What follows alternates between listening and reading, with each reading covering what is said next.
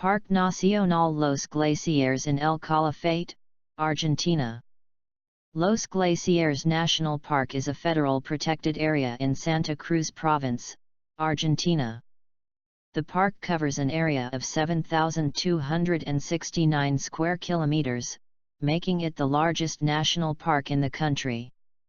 Established on May 11, 1937, it hosts a representative sample of Magellanic subpolar forest and West Patagonian steppe biodiversity in good state of conservation. In 1981, it was declared a World Heritage Site by UNESCO. The park's name refers to the giant ice cap in the Andes, the largest outside of Antarctica, Greenland and Iceland, feeding 47 large glaciers, of which 13 flow towards the Atlantic Ocean.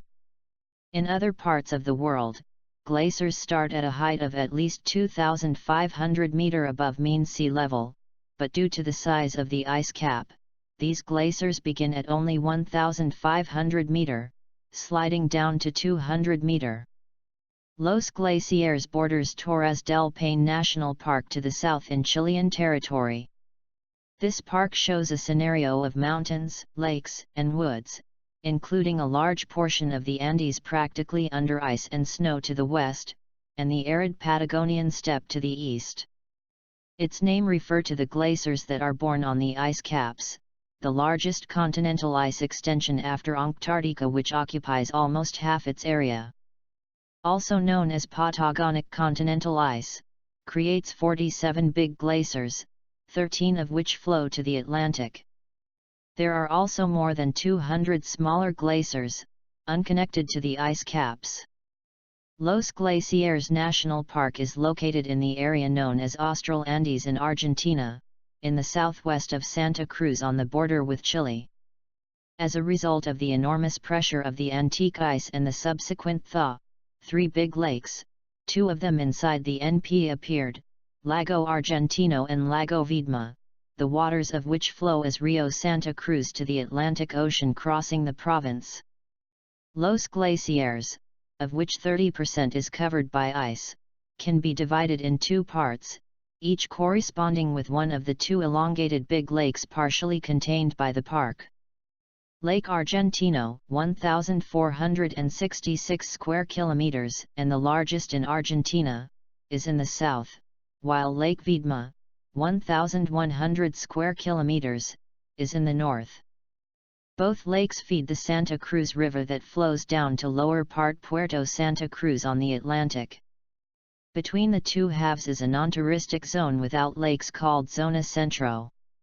The northern half consists of part of Viedma Lake, the Viedma Glacier and a few minor glaciers, and a number of mountains very popular among fans of climbing and trekking, including Mount Fitzroy and Cerro Torres.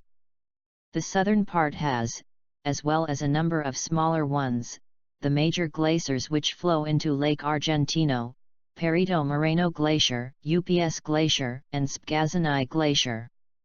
Typical excursion boats travel between icebergs to visit Bahia Wanali, and the otherwise inaccessible Spgazini and UPS. Perito Moreno is reachable by land. The mountains hold most of the humidity from the Pacific Ocean, letting through only the ice coldness and creating the arid Patagonian steppe on the Argentine side of the range. This area is habitat for nandus, guanaco, cougar, and South American gray fox, the latter of which has suffered from the invasion of the cattle industry and are endangered. The guanaco, while not endangered, has had a dramatic decline in historic population due to large-scale grazing of livestock throughout much of Patagonia. There are over 100 species of birds in the area, condors, eagles, and others. Between the ice and the Patagonian steppe there is a fertile area of Magellanic subpolar forests composed mainly of lengas and guindos, but also nyrs. Within these more hospitable areas also live huemul deer and torrent duck. Los Glaciares is a major attraction for international tourists. Starting points of tours are the village of El Calafate at the shore of Lake Argentino but outside the park, where the park's administration has its headquarters, and El Chaltén village in the northern part of the park, at the foot of the Fitzroy. Other touristic points in the park include Lago del Desierto and Lago Roca. It was also used as one of the filming locations for Return of the Ice, the second episode of the speculative science documentary series The Future is Wild. Like us and join us at Extreme Collections for more fun and knowledge.